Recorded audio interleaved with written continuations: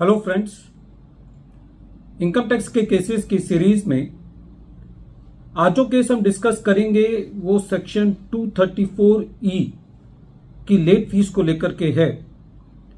जैसा कि हम सब जानते हैं कि सेक्शन 234E की जो लेट फीस का प्रावधान था वो फाइनेंस एक्ट 2012 के द्वारा लाया गया, जो कि 1 जुलाई 2012 से लागू होना था। लेकिन जो सेक्शन 234E की अमेंडमेंट थी वो इफेक्टिव हुई 1 जून 2015 से। लेकिन रेवेन्यू ने काफी केसेस में उससे पहले की डेट के नोटिसेस एसएससी को भेजे।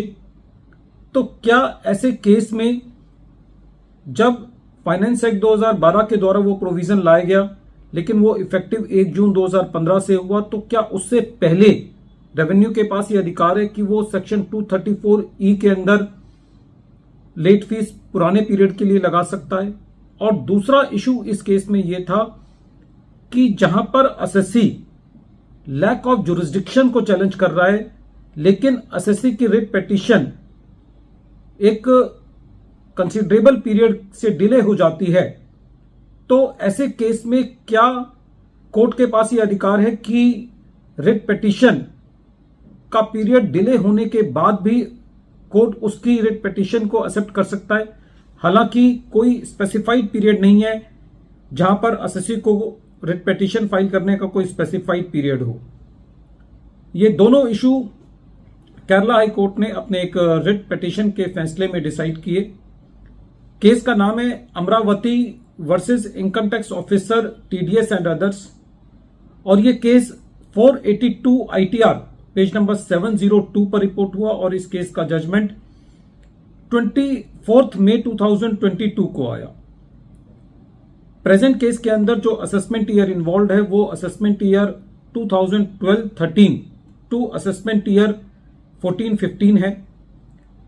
एसएससी के पास एसएससी की टीडीएस रिटर्न्स को लेट करने के वजह से एसएससी को सेक्शन 234E की लेट फीस का नोटिस भेजा गया, और ये जो लेट फीस थी वो 1 जून 2015 से पहले के पीरियड के लिए थी।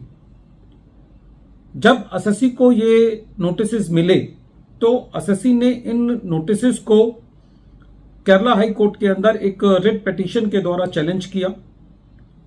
प्रेजेंट केस के अंदर जो ये रिट पिटीशंस थी उनको फाइल करने में एसएससी से डिले हुआ था। हालांकि कोई स्पेसिफाइड पीरियड ऐसा नहीं है जहां पर एसएससी को उसके अंदर रिट पिटीशन दायर करनी हो, लेकिन जनरली ये देखा गया है कि जब एसएससी अपने रिट पिटीशंस को एक बियॉन्ड पीरियड डिले कर देता है तो ऐसे केस में जनरली कोर्ट्स रिट पिटीशन को एक्सेप्ट नहीं करती। जब इस रिट पिटीशन की सुनवाई हुई तो कोर्ट का यह कहना था कि प्रेजेंट केस में सेक्शन 234E फाइनेंस एक्ट 2012 के द्वारा 1 जुलाई 2012 से लाया गया, लेकिन अमेंडमेंट जो इफेक्टिव हुई थी वो 1 जून 2015 से हुई थी और वो प्रोस्पेक्टिव इन नेचर है। कोर्ट का यह कहना था कि प्रेजेंट केस के अंदर जो एसएससी ने जिन एलिगेशंस को चैलेंज किया है वो असेसिंग ऑफिसर की जुरिस्डिक्शन के बेसिस पर है, और एसएससी ने बेसिकली उस जुरिस्डिक्शन को चैलेंज किया है जो कि प्रेजेंट केस में अपेरेंटली बियॉन्ड डेट है।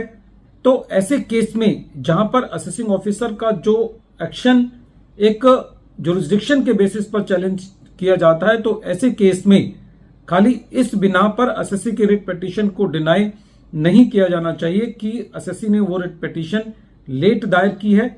और प्रेजेंट केस में कोर्ट इस बात से कन्विंस थी कि जो सेक्शन 234E के प्रोविजंस हैं वो 1 जुलाई 2015 से पहले लागू नहीं होंगे। जो एसएससी को असेसमेंट ईयर 12-13 से लेकर के 14-15 तक के नोटिस भेजे गए उसको केरला हाई कोर्ट ने प्रेजेंट केस के अंदर इस रिट पिटीशन के अंदर क्वेश किया। वीडियो के अंत में एक बार फिर मैं केस का नाम रिपीट कर रहा हूं।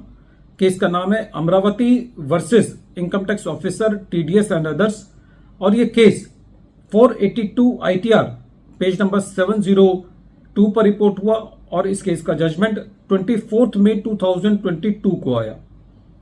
Thank you friends.